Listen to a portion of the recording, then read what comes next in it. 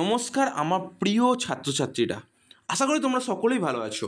Mysterious এক্সপ্লোজার Akash sir MA BA PhD geography in history এবং অনেক student পড়ান তিনি, এবং সেই স্টুডেন্টরা সরকারি চাকরির জন্য প্রিপারেশান নেয়। এএসসি, ব্যাঙ্কিং, রেলওয়ে, ইন্স্যুরেন্স, প্রত্যেকটা তোমাদের যে বিষয়গুলো প্রয়োজন অবশ্যই জানিয়ে। চলো দেরি না করে শুরু করা যায়। ভূগোলের নতুন 50টি গুরুত্বপূর্ণ প্রশ্ন, এসএসসি, রেলওয়ে, ব্যাঙ্কিং, ইন্স্যুরেন্সে উপযোগী। ঠিক আছে।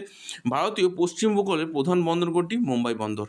অনেক সময় এই প্রশ্নগুলো তোমাদের রিপিট আসে, একটা থেকে দুটো প্রশ্ন, এবং যেগুলো সরকারি চাকরি পরীক্ষা বেশিরভাগ সময় এসে থাকে সেই প্রশ্নগুলি রিপিট হয়। ঠিক আছে। ভারতের প্রথম পারমাণবিক বিদ্যুৎ কেন্দ্র কোথায় অবস্থিত? তারাপুর বা মহারাষ্ট্র। ঠিক আছে। ভারতের দুধের বাটি নামে পরিচিত রাজ্য কোনটি? হরিয়ানা। সুন্দরবন কোন ধরনের বনাঞ্চলের উদাহরণ? ম্যানগ্রোভ বন। ভারতের সবচেয়ে বড় দ্বীপ কোনটি? মজলা দ্বীপ, অসম। হীরাকুদ বাঁধ কোন নদীর ওপর নির্মিত? মহানদী। ভারতের প্রধান তেল খনি দিগ্বয় কোথায় অবস্থিত? অসম। ভারতের সর্বনিম্ন বৃষ্টিপাত হয় কোথায়? জয়সলমেরে, রাজস্থান। ভারতের সবচেয়ে বেশি বৃষ্টিপাত হয় কোথায়? মৌসিনরাম, মেঘালয়। নীলগিরি পাহাড় কোন দুটি রাজ্যে বিস্তৃত?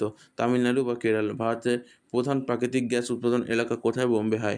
ভারতের প্রথম বায়ু বিদ্যুৎ কেন্দ্র কোথায়? কুলাম, তামিলনাড়ু। ভারতের উত্তরতম জেলা কোনটি? কার্গিল বা লাদাখ। ভারতের দক্ষিণতম স্থান কোনটি? ইন্দিরা পয়েন্ট বা আন্দামান বা নিকোবর। ভারতের দীর্ঘতম জাতীয় মহাসড়ক কোনটি? NH-44 বা শ্রীনগর থেকে কন্যাকুমারী। ভারতের প্রথম সোলার পার্ক কোথায় গড়ে উঠেছে? চারাক্কা বা গুজরাট।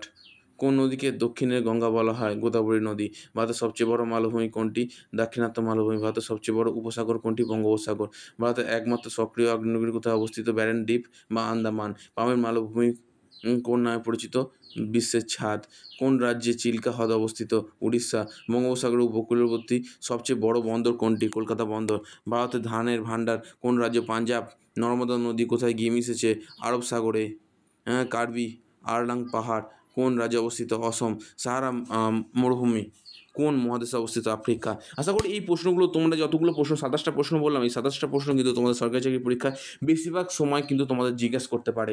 সেই জন্যই বলছি বিভিন্ন ইন্টারভিউ লেভেলে কিন্তু এই প্রশ্নগুলো সাধারণত করে ফেলে তোমাদের, কিরকম তোমাদের নলেজ আছে সেই জিনিসগুলো জানার জন্য আর কি। সেখানে ভৌগোলিক পরিবেশের রিলেটেড বা যে কোনো সরকারি চাকরি পরীক্ষা কিন্তু এই প্রশ্নগুলো সাধারণত করে থাকে।